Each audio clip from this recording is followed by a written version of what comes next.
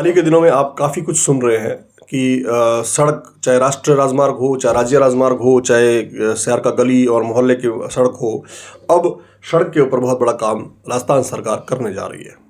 राजस्थान सरकार ने अपने सड़क नियम संशोधन के तहत ये राजस्थान के तमाम जिलों में, राजस्थान के तमाम भूभाग में सड़कों को चौड़ीकरण के लिए एक नीति अपना ली है, जिसको सुप्रीम कोर्ट ने भी कहा है भारत में, और राजस्थान हाईकोर्ट, जोधपुर ने, राजस्थान हाईकोर्ट ने भी कहा है।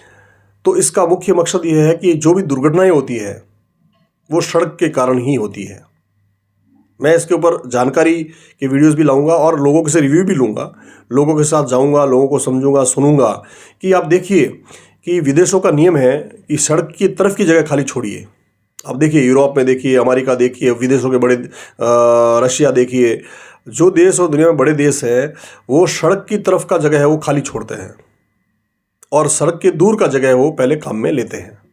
मान लीजिए किसी ए व्यक्ति का खेत है सड़क पर और वो कुछ निर्माण कर रहा है, तो सड़क की पूरी दूरी को रख करके लास्ट के जो अपनी ज़मीन का अंतिम छोर है वहाँ से निर्माण शुरू करे, वहाँ निर्माण बनाए। लेकिन वो करते क्या है, हाईवेज़ के ऊपर, और वो भी ऊपर नहीं, हाईवेज़ को भी कब्जे में करके, सड़क को कब्जे में करके, राजमार्ग को कब्जे में करके और ज़्यादा से ज़्यादा उसमें निर्माण करते हैं। पीछे की जगह खाली रखते हैं, आगे की जगह निर्माण करते हैं। और उस स्थिति में भी अभी जो भारतमाला का प्रोजेक्ट चल रहा है, अभी नेशनल हाईवेज़ के जो प्रोजेक्ट चल रहे हैं, एक्सप्रेस वेज के जो प्रोजेक्ट चल रहे हैं, अभी आपने पहले सुना होगा जो भारतमाला जो है चंडीगढ़ वाला, भारतमाला बीकानेर वाला, उस पर एक टेम्पो ट्रेवलर एक्सीडेंट होता है और उस टेम्पो ट्रेवलर में तमाम सैलानी मर जाते हैं। आए तो घूमने के लिए थे, उनको था कि बहुत अच्छी रोड्स बनी हुई है, अच्छे ट्रांसपोर्टेशन हैं, लेकिन जब वो बाई रोड आए और आगे कोई ट्रोला खड़ा था, वो खाना खाने के लिए खड़ा था, वहाँ कोई होल्डिंग जोन नहीं था, रुकने का स्थान नहीं था, इनलीगल वहाँ पर वाहन खड़ा करके वो आसपास के खेतों में बने हुए छोटे ढाबों पर खाना खा रहे थे। इतनी लापरवाही जो है, इंडिकेटर्स भी नहीं थे, रात का समय था और टेम्पो ड्राइवर्स को तो ये था कि हम तो जो है क्लियर अपने रास्ते पे जा रहे हैं, हमें कोई समस्या नहीं है क्योंकि ये भारतमाला है। लेकिन सामने हादसा होता है और वो टेम्पो पूरा उस ट्रोले में घुस जाता है और लोग मर जाते हैं। यह हादसा नहीं होता यदि रोड खाली होती, यह हादसा नहीं होता यदि रोड के ऊपर इंडिकेटर्स और रोड सेफ जोन होती। अभी ऐसे एक ही उदाहरण नहीं है, ऐसे हज़ारों उदाहरण हैं जो आए दिन सड़कों पे हमारे समस्याएं होती है, आए दिन समस्याएं हमें मुँह बाएं खड़ी रहती है। तो इन बातों को ध्यान में रखते हुए हम अभी मेरा पहले एक वीडियो भी आया था जब माउंट जा रहा था, और मैंने काफ़ी जगह वीडियो डाले हैं कि हाईवेज़ ये कर रहा है, जो 75 मीटर का दायरा है उसमें 40 मीटर तक तो वो उसकी परमिशन ही नहीं देगा।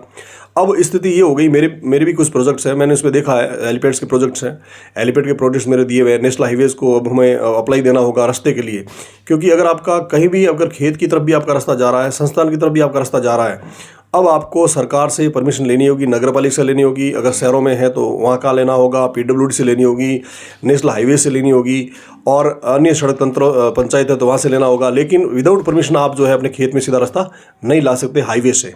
हाईवे एक अलग मैटर बन गया, अलग सिस्टम बन गया। फ्लाईओवर्स बनने हैं, रोड बननी है, चौड़ीकरण करनी है, लाखों लोगों का मुआवजा देना है, लोग मुंह फाड़े खड़े रहते हैं, निर्माण अंधाधुंध कर दिए हैं। यह है हमारी जनता के कुछ लूप हॉल्स।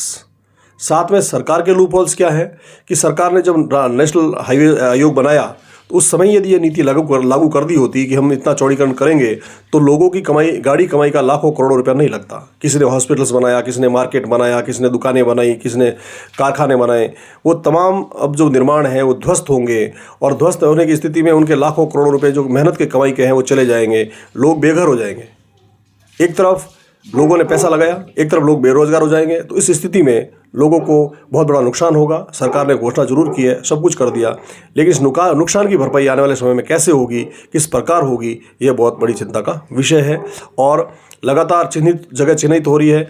40 मीटर तक तो आप परमिशन नहीं ले पाएंगे, आपको अप्रूव्ड ही नहीं मिलेगा, और 75 मीटर के दायरे में आप निर्माण नहीं कर सकते। 246 फुट के दायरे में आप न तो मकान बना सकते हैं, न दुकान बना सकते हैं, न गोडाउन बना सकते हैं, न फैक्ट्री बना सकते हैं, न हॉस्पिटल बना सकते हैं। वो जगह खाली होगी। यह भारत सरकार, सुप्रीम कोर्ट और माननीय हाईकोर्ट राजस्थान, और जो राजस्थान बेंच ने दिया है, राजस्थान स्टेट ने ये किया है, यह आज हम कर रहे हैं। ये विदेशों में तो चालू है, विदेशों में तो पहले से हो रहा है। विदेशों में कभी भी रोड के ऊपर रोड ब्लॉक नहीं किए जाते, रोड से बहुत दूर मकान बनाए जाते हैं, रोड से बहुत दूर निर्माण किए जाते हैं।